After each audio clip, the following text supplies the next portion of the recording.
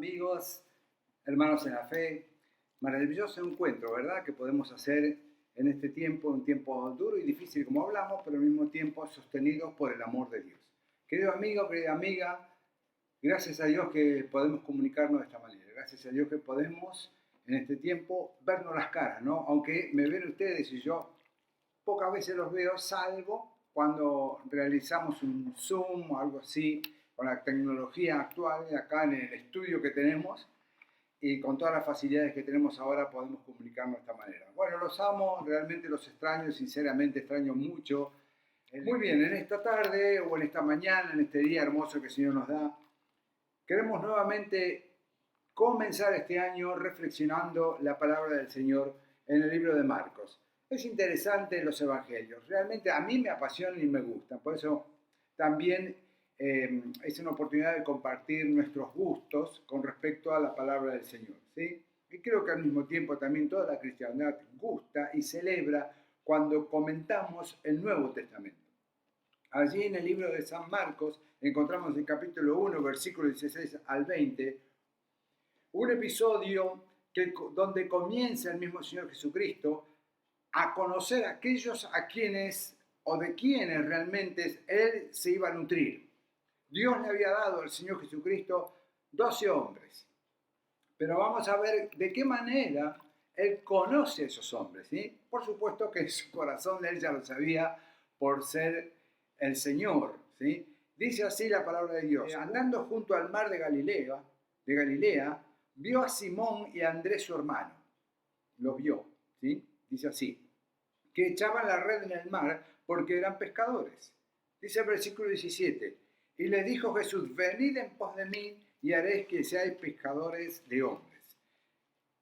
Dice así, cuando el Señor habla de esta manera, lo dice en voz alta, en voz nítida, en una voz, porque como estaba un poco lejos donde estaban ellos, en voz alta, como gritando, ¿no? Como vociferando, diciendo: venid en pos de mí y haré que seáis pescadores de hombres. El hecho importante del Señor es un llamado, es un síganme, donde Él está diciendo, y dice que dejando luego sus redes, le siguieron. Dejando luego las redes, le siguieron. Es decir, encontramos entonces algo cierto, que va dirigido a los primeros discípulos, a los primeros hermanos, diríamos, aquellos que primeramente escucharon esa palabra del Señor Jesús en los labios de Él.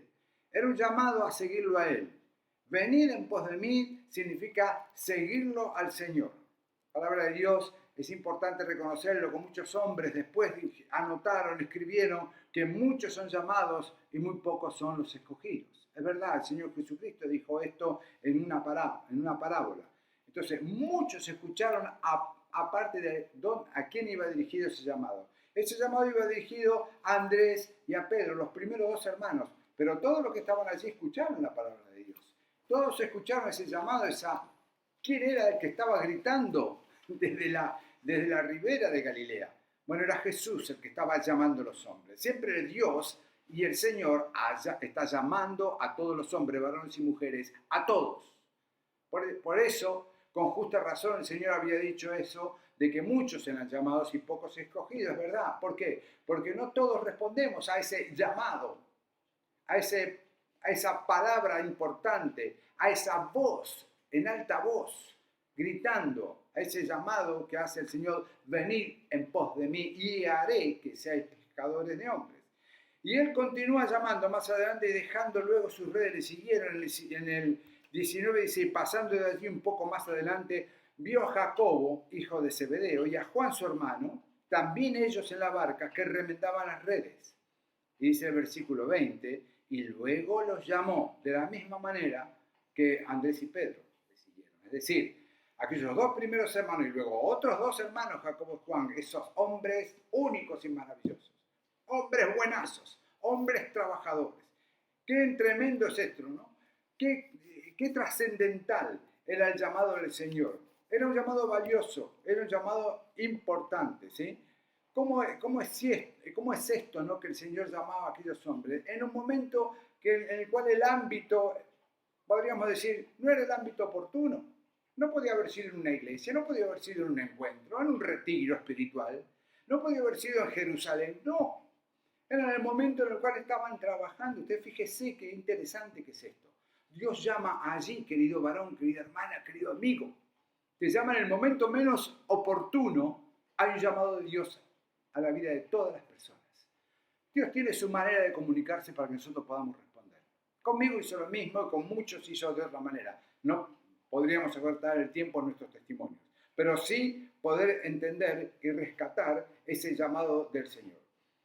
Dice, ¿por qué se escuchaba esto? ¿Y qué era lo que se escuchaba del Señor? ¿Y por qué era esta proclama importante de Jesucristo? Ellos lo escuchaban en varias oportunidades, lo escucharon, porque Él caminaba por la zona de Galilea, ¿sí? En la zona de la ribera de Galilea, sea del mar, o del mar, ese lago, ¿no? Que le llamaban el mar de Galilea.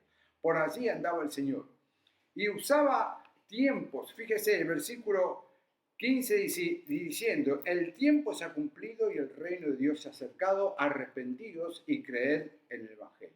Versículo 15 nos dice claramente, anterior a lo que leímos, por qué el llamado era importante. Porque lo escuchaban decir al Señor esto, el tiempo se ha cumplido.